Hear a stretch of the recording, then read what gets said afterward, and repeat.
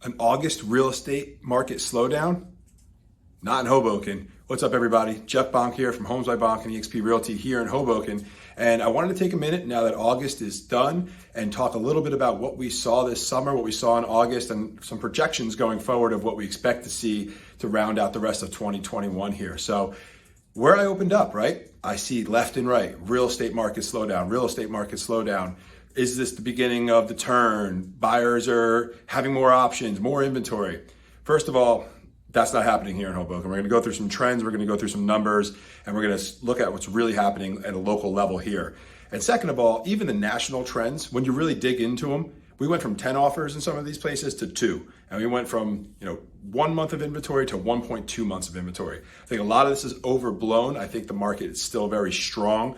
I think that we have a lot of room to finish this year in a very strong manner. And we're going to take a look at what trends are happening and what numbers are supporting that. So I have a list here. We're going to go through a couple things and spend a little bit of time talking about what's going on actually today and what's transpired so far this summer. So trends we are seeing in Hoboken, a couple things on the purchase side and then a couple things on the rental side. On the purchase side, we're seeing buyers want more space. We're seeing them want more living space, bigger living rooms, bigger open kitchens, extra bedrooms, and even dens, because people are preparing for this work from home hybrid scenario to probably continue for the next year or two, maybe forever. Everyone's starting to go back to work in the city, a day here, 2 days there, 1 week on, 1 week off. But people are very sensitive to the fact that they will do some more work at home, most likely, right? So we're seeing more space. We're also seeing a big draw towards outdoor space. This has been happening through the entire pandemic, but we're seeing it more and more now as weather's getting nicer. People are in summertime, they wanted their outdoor space, the fall coming, and they're seeing the value of spending more time at home, and they really want to have that extra outdoor space. It's important to them. Second trend. And the third thing we're seeing in the purchase market is people want turnkey.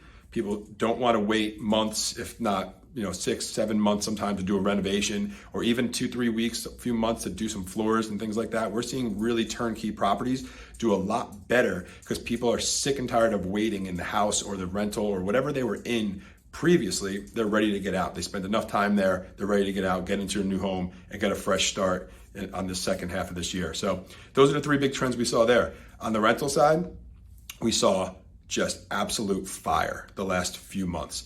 We had a lot of, the renter pool got very, very dry for the first half of this year. Let's call it, January, and even before that into last year, all the way up to April, May of this year.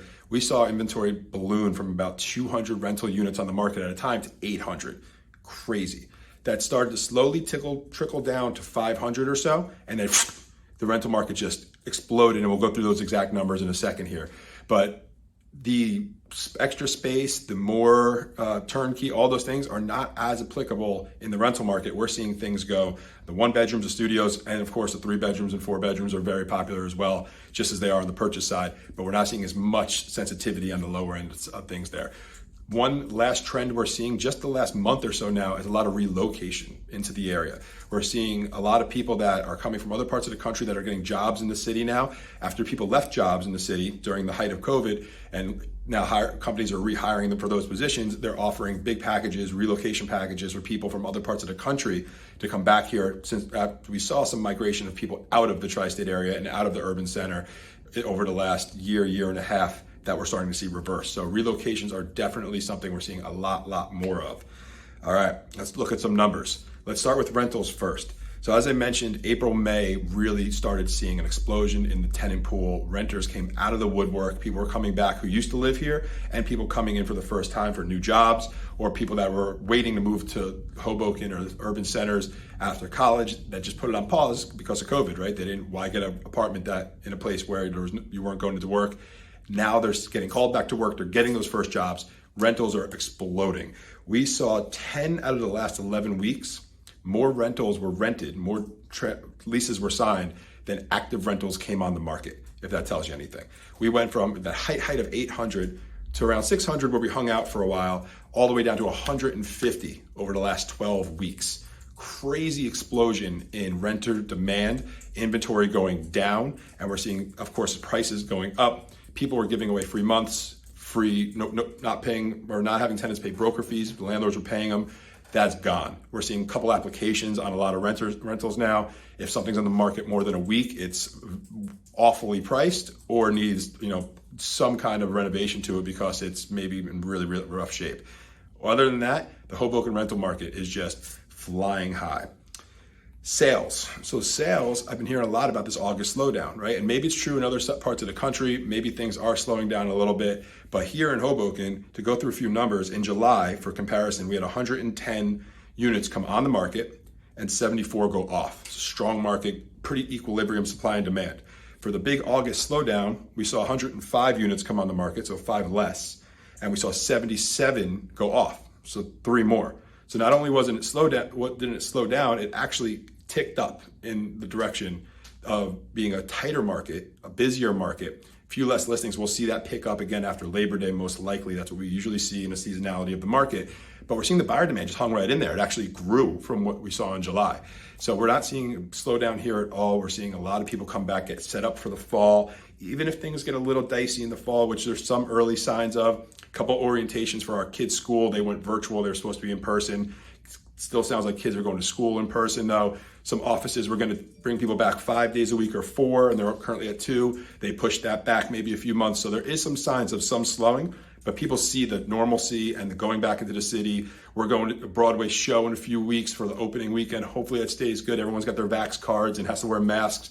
So we're seeing things open up. People are coming back willing to plant roots here in the purchase market rather than just the rental market.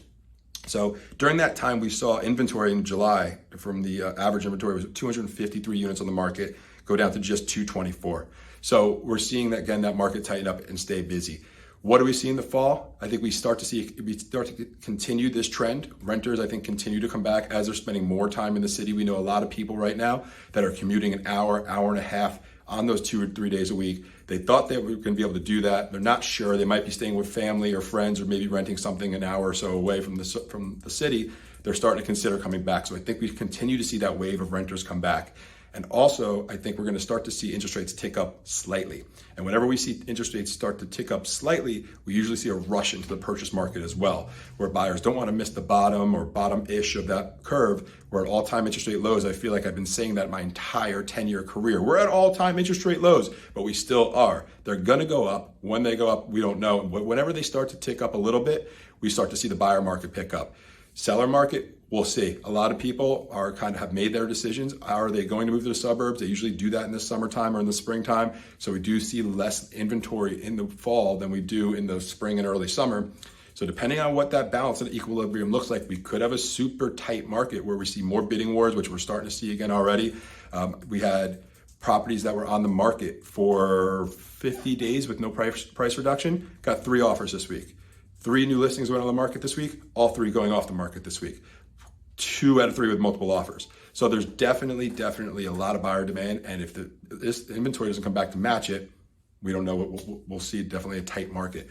Last thing I'll leave you with is if you are watching the media, if you're watching the headlines and you're making your real estate decisions based on that, please talk to someone who's local and really find out what's really going on in that market. We had an offer come in the other day, $200,000 below asking price on a brand new listing, and then got a full price offer the next day. The guy thought the market was slowing down, thought he'd get a low ball offer in.